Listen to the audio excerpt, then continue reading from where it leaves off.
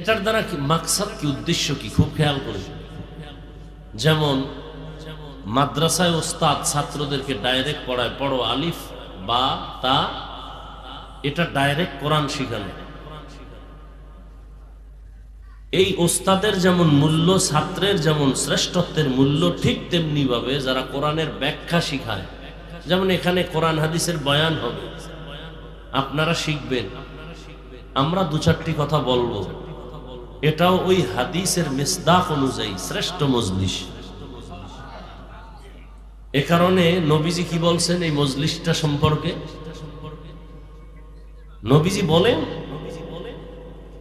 যারা কোরআন ও হাদিসের মজলিসে বসবে আর উলামায়ে আহলে হকদের দুটি কথা কোরআন হাদিস থেকে শুনে দুই একটা মাসআলা মুখস্থ করবে, শিখবে, এক মাসআলার বরকতে 100 রাকাত নফল নামাজের সওয়াব পেয়ে যাবে। যদিও মজলিসে অনেকগুলো ইসলামের বিধিবিধান শিখতে পারে, নবীজি বলেন 1000 রাকাত নফল নামাজের সওয়াব পেয়ে যাবে। আরো কত বরকতের কথা। এই যুবক, ঢুকলা কেন আর উঠো কেন? আমাদের ক্ষতি করার জন্যই আল্লাহ তোমাদের দুনিয়ায় পাঠাইছেন। জীবনে উপকার হবে না তোমাদের, হ্যাঁ এইটাই কাম। শুরু করতে পারলাম না, ব্যারাম শুরু হয়ে গেছে। তাতে বৃষ্টি হয় ভালো ছিল, তুফান টুফান হয়ে যায়, তো ঘুমাইতাম বাসায়। মানুষের কোনো নেয়ামতের কোনো কদর নাই।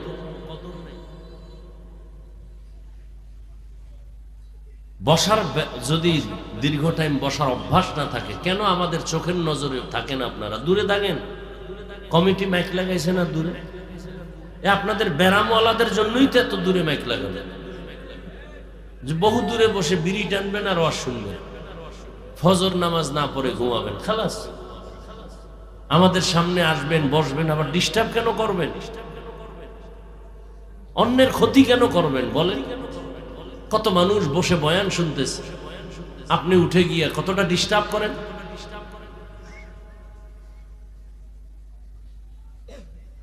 শেষ দোয়া পর্যন্ত আল্লাহ মাহফিলকে কবুল করে। ঘর থেকে যখন বেরিয়েছে মানুষ, আপনারা দ্বীনের মজলিসে আসবেন। নবীজি কি বলছেন? প্রত্যেকের সাথে 70,000 রহমতের ফেরেশতাকে আল্লাহ কাফেলা বানায় দিয়েছেন।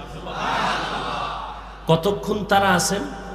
ঘর পর্যন্ত পৌঁছা পর্যন্ত। এরা কি করবেন? এরা শুধুই আপনাদের আমাদের জন্য আল্লাহর কাছে মাগফিরাত চাইবেন, আমাদের গুনাহ মাফ চাইবেন। শুধু কি তাই? এই যে একটা প্যান্ডেল এখানে জমিনে বসা, ঠিক এমন একটা মজলিস আরশে আজিমে আল্লাহ মিলায়া ফেরেশতাকে নিয়ে বসছেন। সেখানে কি আলোচনা করতেছে? আমরা এখানে আলোচনা করি আল্লাহর গুণগান, ওখানে আলোচনা হচ্ছে আমাদের গুণগান। আল্লাহ বলতেছেন এই মানুষগুলো বসলো কেন? অনেক বড় হাদিস। কেন আসছে এরা? টাকা চায় না, বাড়ি না, গাড়ি না, কেন? আল্লাহ আপনাকে চায়, আর জান্নাত চায়, আর জাহান্নাম থেকে মুক্তি চায়। নবীজি বলেন, আল্লাহ জিজ্ঞাসা করেন ফেরেশতারা, আমাকে দেখছে না? যদি দেখতো, আল্লাহ তো কলিজা ফেটে আপনার জন্য পাগল হয়ে মরে যাইত। আমার জান্নাত দেখছে? কয় না। যদি দেখতো? দেখলে তো পাগল হয়ে সারা জীবন জান্নাতের দিকে দৌড়াতো। জাহান্নাম দেখছে? বলে না। যদি দেখতো? জীবন দিয়া হলো জাহান্নাম থেকে ভাগার চেষ্টা করত।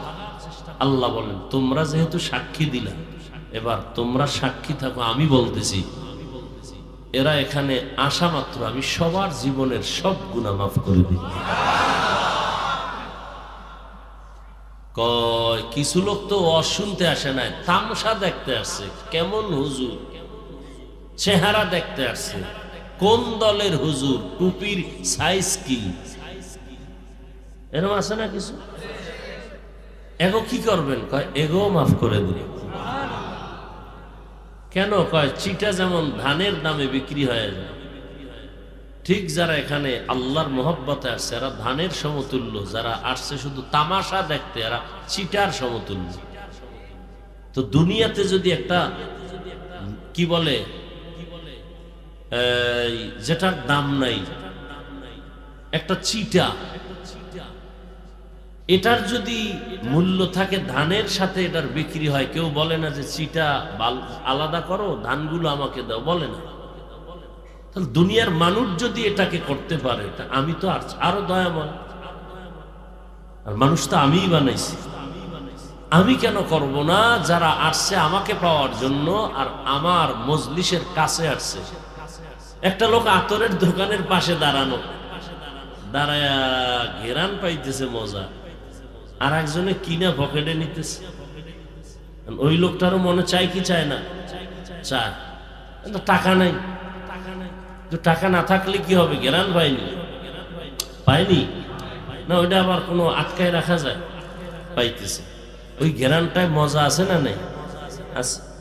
টাকা না থাকলেও, কিনতে না পারলেও তো ঘেরান পা। ঠিক যারা ময়দানের পাশে আসছে, ওয়াজ শুনতে আসে নাই, এরাও তো কিছুটা আল্লাহর মহব্বতের ঘ্রাণ এখান থেকে পাবে।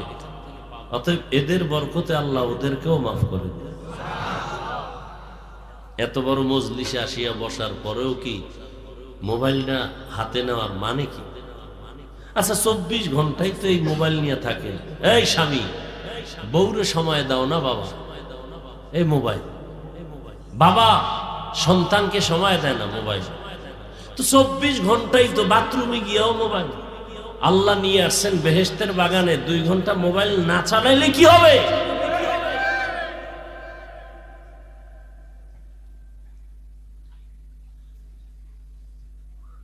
সবসময় তো মোবাইল নিয়ে থাকেন। বেহেশতের বাগানে 1-1.5 ঘন্টা মোবাইল হাতে না আনলে কি হবে? কি ক্ষতি হবে বলেন?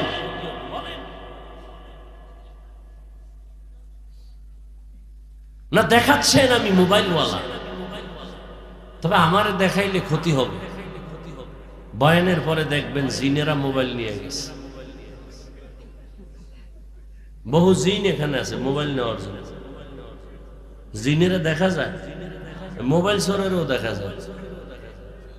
খালি কপালে হাত দিয়া মাইকলারা কইবে মোবাইল ঘোষণা দাও, আবার ওই স্টেজের তলে, জুতার তলে খুঁজে মোবাইল নিয়েছে, জিনের তলে খুঁজে মোবাইল। এখানে মোবাইল আছে। মোবাইল দেখাইন না। জিনরা দেখলেই কিন্তু টার্গেট করবে যে না, এইটা নিলে 2 দিনের বাজার হবে। দেখাইন না, জিনেরা দেখলেই কিন্তু নিয়ে যায়। শেষে আমও যাবে, সালাও যাবে।